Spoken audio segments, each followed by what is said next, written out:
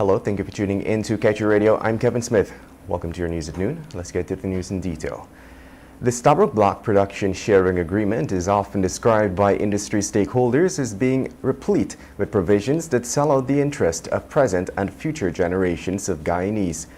One glaring example of this relates to the relinquishment provision. It speaks to the giving up of portions of the oil blocks over the 10-year exploration period. During an invited comment, attorney-at-law and chartered accountant Christopher Ram lamented that both the coalition and the PPPC governments have utilized a loophole in the Petroleum Act to the benefit of ExxonMobil and its partners, Hess Corporation and Sinnoc.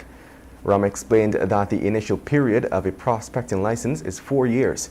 Such license is subject to 2 renewals of 3 years each.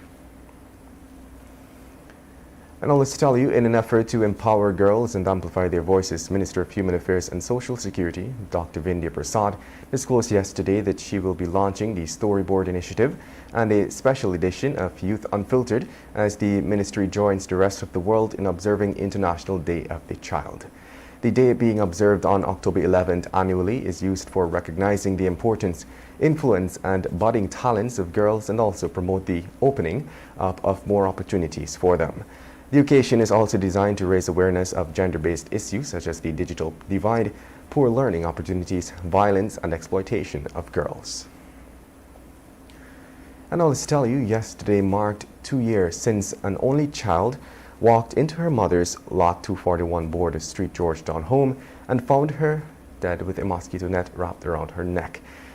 The only child, Makada Oudkirk, wishes to erase that haunting memory, but her mom's suspected killer still at large, and the case unsolved. It has been extremely difficult to forget October 10th, 2019.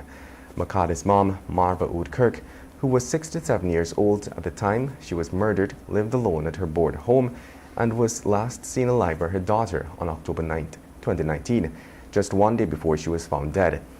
Apart from the evidence that suggests that her killer had removed several floorboards in order to gain access to the house, detectives had obtained CCTV footage showing an individual entering the woman's premises during the time they suspect the murder occurred. 5 months after the woman's murder, cops had issued a wanted bulletin for Cuban national Lopez Perez Jair, but to date he remains at large. And moving on, despite being more than a century old, efforts to implement technological advancement at Brigdam Police Station have been slow. It is only after a massive fire which destroyed the Central Police Station for the A Division some 2 weeks ago that it is being announced that steps will be taken to properly digitize all the records of the Ghana Police Force. The issue was underscored during the opening ceremony of Support for the Criminal Justice System Pre-Trial Detention Custodial Alternatives workshop held at the Officers Training Center at Camp Road, Ivlery last week. Attorney General Anil Nandlal told some 31 ranks present for the training to build capacity within the Ghana Police Force for prosecution of criminal cases that the destruction of the Brigdam Police Station and all its records by fire will significantly affect their ability to function. In other news, with September 2021 deemed the deadliest COVID-19 month so far, it is also the month with the highest number of positive cases and saw over 6,000 persons contracting the virus. According to an analysis by Kaieteur, from September 1st to 30th, 2021, some 6,285 persons who tested positive for COVID-19 out of the 696 confirmed cases reported to date. Out of the 6,285 persons contracted the virus, 3,514 were men, while 2,771. That should be 3,514 were women, my apologies, while 2,771 were men.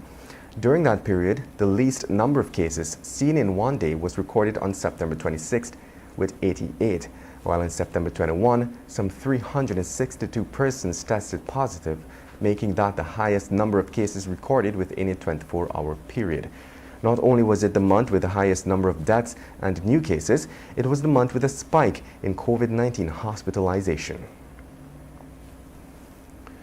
And moving on, The global COVID-19 pandemic has caused a setback in the completion of the Chedi Jagan International Airport expansion project. This is according to the Ministry of Finance's 2021 mid-year report. It was stated that while the modernization of CJIA continues to be a priority on the government's infrastructure agenda, there have been some setbacks in the progress of works due to the delays in the delivery of imported materials owing to the ongoing pandemic. Also mentioned in the report is that the government has spent a total of $692 million in the first half of 2021 to improve the country's air transport infrastructure. According to reports, the $150 million airport expansion project has faced several delays.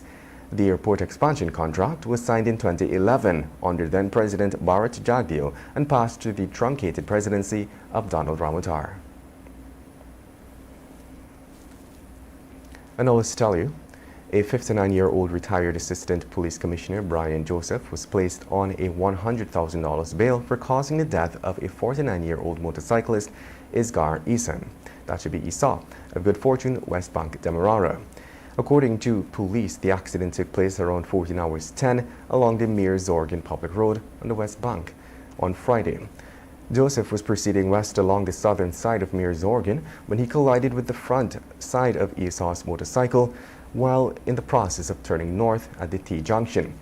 During the collision, the front right side of Joseph's vehicle, motor car, collided with the front of Isa's motorcycle, which was proceeding in the southern direction along the eastern side of the public road, causing him to fall onto the road surface, where he received multiple injuries to his head and about his body.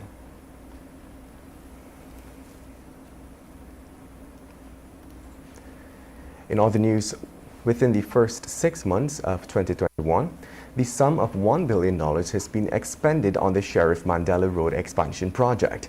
This is according to the 2021 mid-year report. It was also mentioned in the report that the work done on the project thus far includes the asphaltic paving of Sheriff Street from Rupert Craig Highway to Dury Lane, preparatory works for the overlaying of the asphaltic concrete on Sheriff Street and Mandela Avenue, the roundabout at the intersection of Sheriff and David Streets and the railway embankment, the widening and construction of drains on both sides of Sheriff Street and Mandela Avenue, and the placing of a median which commenced at the intersection of Mandela Avenue and the Homestretch Avenue.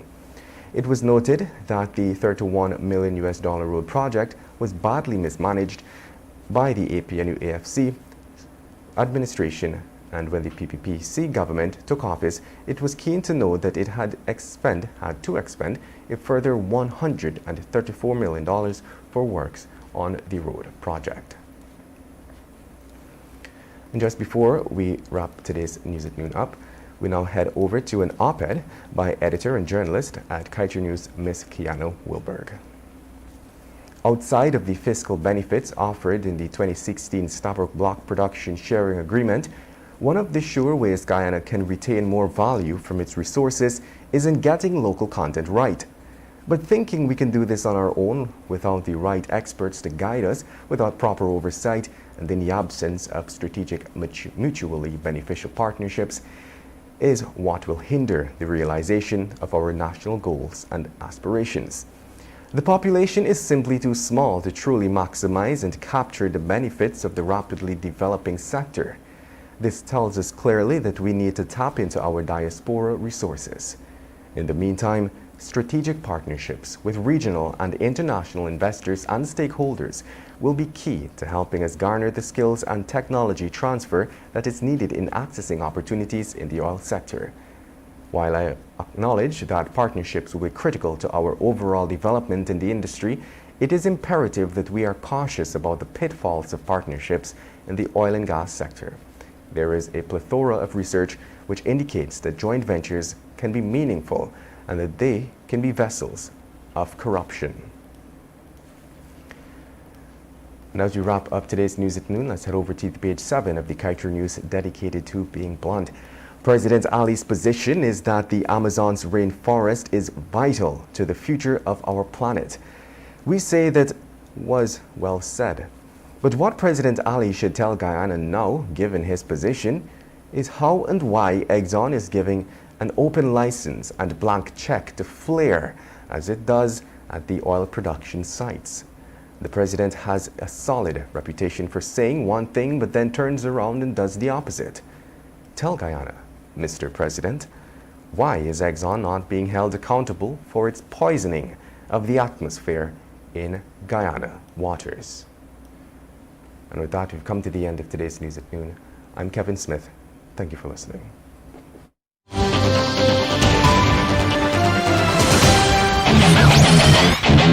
Want value for your advertising dollar?